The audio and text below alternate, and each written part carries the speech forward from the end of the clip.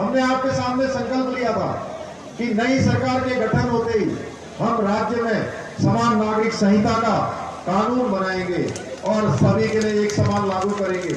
मुझे आप सबको बताते हुए खुशी हो रही है कि हमने इस दिशा में काम काफी आगे बढ़ गया है। 1 साल से भी ज्यादा समय हो गया है। 1 साल के इस कालखंड में यूसीसी कमेटी ने अपना 90% से ज्यादा काम संपन्न कर लिया है और इस माह जून माह की 30 तारीख तक वो जैसे ही हमको कमेटी रिपोर्ट अपनी दे देगी वैसे ही हम उसको लागू करने की दिशा में आगे बढ़ेंगे। उत्तराखंड के अंदर कोई भी किसी भी धर्म का होगा, किसी समुदाय का होगा, किसी पंथ का होगा, किसी संप्रदाय का होगा, सबके लिए एक समान कानून उत्तराखंड के अंदर होगा भाइयों बहनों, चाहे कोई भी हो। इसके साथ साथ हमने धर्मांतरण का कानून बनाया है और धर्मांतरण का कानून जिसमें हमने 10 साल तक की सजा का प्रावधान किया है और कोई भी अब पहले की तरह बहलाकर, फुसलाकर, डराकर, धमकाकर या कोई लालच देकर अब हमारे उत्तराखंड के अंदर कहीं भी इस प्रकार के पाप को आगे नहीं बढ़ा पाएगा। हमने इस पाप को वहीं पर रोकने का काम किया भाइयों बहनों। ये महापाप जो उत्तराखंड के अंदर चल रहा था। इसी प्रकार से मैं एक बात और बताना चाहता हूं। आपने देखा होगा 2012 से 13 से 14 से लगातार नकल की बात चलती थी। कोई परीक्षा होती थी तो नकल हो जाती थी, पर्चा लीक हो जाता था, पेपर लीक हो जाता था, पेन ड्राइव पर नकल हो जाती थी, क्वेश्चन बैंक लीक हो जाता था। भाइयों बहनों, हमारे नौजवान भाई बहनों में अविश्वास उत्पन्न हो रहा था, उनका विश्वास कम हो रहा था। उनको लगता था कि हम पढ़ाई करेंगे, हम मेहनत करेंगे, परिश्रम करेंगे, लेकिन हमारा चयन होगा कि नहीं होगा इसकी कोई गारंटी नहीं थी। भाइयों बहनों, हमने तय किया कि अब हमारे एक भी भाई को, एक भी बहन को जो परिश्रम करेगा, जिसके अंदर योग्यता होगी, क्षमता होगी, प्रतिभा होगी, उसको अब कहीं इधर उधर देखने की जरूरत नहीं पड़ेगी। उसको ही चयन का अवसर मिलेगा, क्योंकि हमने जहां पर नकल का सबसे सख्त कानून भारत का यहां बनाया है और इस कानून के बनने के बाद 5 लाख से भी ज्यादा हमारे भाई बहनों ने विभिन्न परीक्षाओं में भाग लिया है। भाइयों बहनों, ये कानून हमको क्यों बनाने की आवश्यकता पड़ी? ये कानून हमको बनाने की आवश्यकता इसलिए पड़ी, मैं भी एक सामान्य परिवार में पैदा हुआ हूं। मैंने भी उन्हीं सबको देखा है जो एक सामान्य परिवार के बेटे को जिन चीजों का सामना करना पड़ता है, उन सभी का सामना मैंने किया है। उस जीवन को मैंने जिया है। मैंने महसूस किया है कि एक गरीब माता पिता के बेटे और बेटी के पास अगर कोई पूंजी होती है, अगर कोई धन होता है, तो वो केवल शिक्षा होती है, उसकी पढ़ाई होती है, जिसके लिए हमारे उसके माता पिता कोई अपने घर का दूध बेचता है, कोई घी बेचता है, कोई सब्जी बेचता है, कोई अपने जेवर गिरवी रखता है, कोई अपनी जमीन गिरवी रखता है, कोई उधार लेता है, तब अपने और बेटे और बेटियों को पढ़ने के लिए भेजता है। अब उस बेटे बेटी के पास और उस माता पिता के पास उसकी ये पूंजी भी समाप्त हो जाएगी। इस पूंजी पर भी जो उसने अपने खून पसीने से कमाया है, खून पसीना लगाया है, उस पर भी डाका पड़ जाएगा, उस पर भी नकल हो जाएगी, पेन ड्राइव पर नकल हो जाएगी, क्वेश्चन बैंक लीक हो जाएगा। तो भाइयों बहनों, उसके पास कुछ नहीं बचेगा।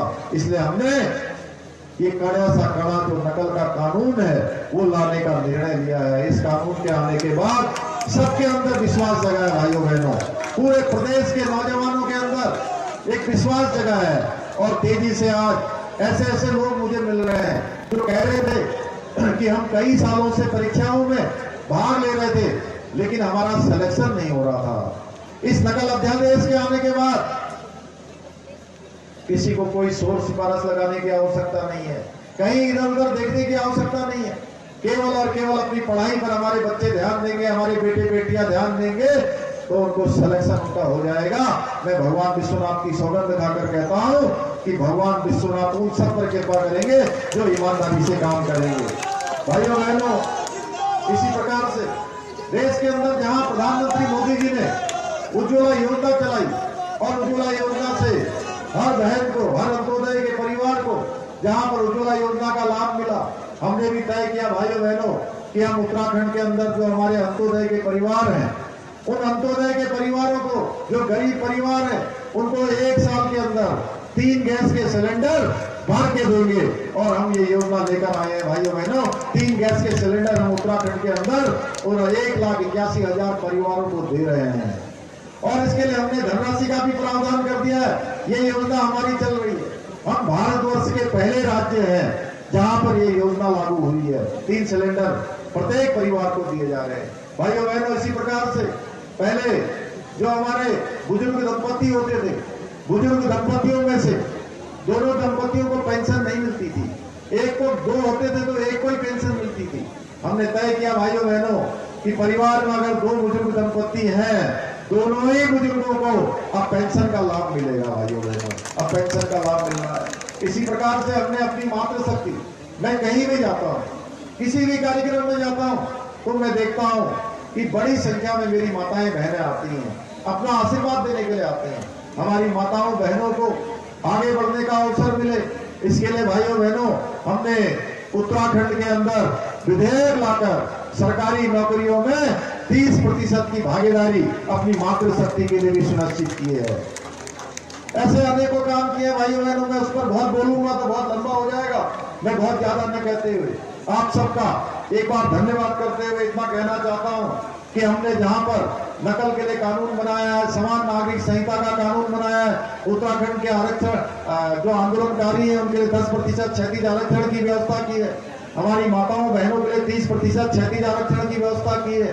3 सिलेंडर हमने साल में देने का प्रावधान किया है। इसके साथ साथ हमने भाइयों बहनों यह भी तय किया है कि उत्तराखंड का जो आज डेमोग्राफिक चेंज हो रहा है, जनसंख्या में असंतुलन हो रहा है, बहुत प्रकार के असंदिग्ध लोग जो संदेह पैदा करते हैं, जिनकी पहचान गुमनाम है, ऐसे लोग जिनको कोई पहचानता नहीं है, पता नहीं किस क्राइम में शामिल रहे हैं, वह भी उत्तराखंड के अंदर तेजी से आ रहे थे। भाइयों बहनों, हमने तय किया कि अब लव जिहाद हो या लैंड जिहाद हो, उस पर हमारी सरकार सख्ती से काम करेगी। उस पर हम बिल्कुल जो है कोई टॉलरेंस नहीं करने वाले हैं। और इसको लेकर हमने सघन जांच का अभियान चलाया है। अतिक्रमण से, इन अतिक्रमणकारियों से उत्तराखंड को मुक्त करवाने का भी संकल्प लिया है। भाइयों बहनों, ऐसे अनेकों कामों को आगे बढ़ाने का काम हमने किया है। और हमारी सरकार ईमानदारी से, पारदर्शिता से हर क्षेत्र में निर्णय ले रही है। कोई भी निर्णय लेने में हम बिल्कुल भी पीछे नहीं हटने वाले हैं। आप सबके ताकत के बल पर, आप सबके आशीर्वाद के दम पर हमने बहुत सारे निर्णय लिए भाइयों बहनों, और सारे के सारे निर्णय उत्तराखंड के हित में लिए हैं। अभी हमने उत्तराखंड के कार्यालयों में, छोटे कार्यालयों में जो काम करने में हिलावबाजी होती है, कहीं पर लेने देने की शिकायत आती है, किसी प्रकार का भी भ्रष्टाचार किसी भी स्तर पर बर्दाश्त नहीं होगा। इसलिए 1064 के बोर्ड सारे ही सरकारी कार्यालयों पर लगाने का आदेश किया हुआ है। सारे सरकारी कार्यालयों में 1064 के बोर्ड लगाए जाएंगे। अगर किसी ने भी कहीं पर किसी प्रकार का कोई ऑफर किया, किसी प्रकार के कोई लेन देन की बात करी, या किसी काम को इसलिए लेट किया कि उसने जो है उसमें कुछ देने की अपेक्षा हो, कुछ लेने की अपेक्षा हो, तो भाइयों बहनों, मैं आपके माध्यम से कहना चाहता हूं कि 1064 पर आप जैसे ही फोन करेंगे, आपका नाम भी उसमें गुप्त रखा जाएगा। नाम नहीं बताया जाएगा कौन शिकायत करने वाला है, लेकिन उस पर कार्रवाई होगी, चाहे कितना भी बड़ा कोई क्यों न हो। भाइयों बहनों, ऐसे अनेकों काम हमने आगे बढ़ाए हैं। आज हम उत्तराखंड को आगे बढ़ाने के लिए अनेकों क्षेत्रों में काम कर रहे हैं, और हमने अगले 10 सालों का रोड मैप तैयार किया है। और इस रोड मैप को लेकर हम तेजी से आगे बढ़ रहे हैं। हमारा संकल्प है, विकल्प नहीं संकल्प, कि उत्तराखंड आने वाले समय में हिंदुस्तान का श्रेष्ठ राज्य बने। हिंदुस्तान के अग्रणी राज्यों में हमारी गिनती हो, हर क्षेत्र में हम आगे आए। और बाबा विश्वनाथ की धरती से मैं कहना चाहता हूँ, इस बार की जो 4 धाम यात्रा है, वो 4 धाम यात्रा अभी तक 1.25 महीने के अंतराल में ही 25 लाख का आंकड़ा पार कर चुकी है। भाइयों बहनों, पिछले साल जैसे रिकॉर्ड यात्रा हुई थी, इस बार भी रिकॉर्ड यात्रा होने वाली है। कांवड़ यात्रा हमारी रिकॉर्ड चल रही है। हर क्षेत्र में हम आगे बढ़ रहे हैं। हमने बहुत सारे काम जनपद उत्तरकाशी के लिए स्वीकृत किए हैं, चाहे इंजीनियरिंग कॉलेज की बात हो, चाहे हॉस्पिटल की बात हो, या चाहे सड़कों की बात हो, चाहे शिक्षा के क्षेत्र की बात हो, हमने जनपद के सभी विधानसभा क्षेत्रों में काम किया है। भाइयों बहनों, हमारे विधायक लोग अभी यहाँ से गंगोत्री के विधायक जी ने बहुत सारा मांग पत्र पढ़ा है। मैं उनके मांग पत्र को अपने साथ लेकर जा रहा हूँ और उस मांग पत्र को जो भी उसमें है उन सभी को प्रस्ताव में आगे सम्मिलित करूंगा। इसके साथ साथ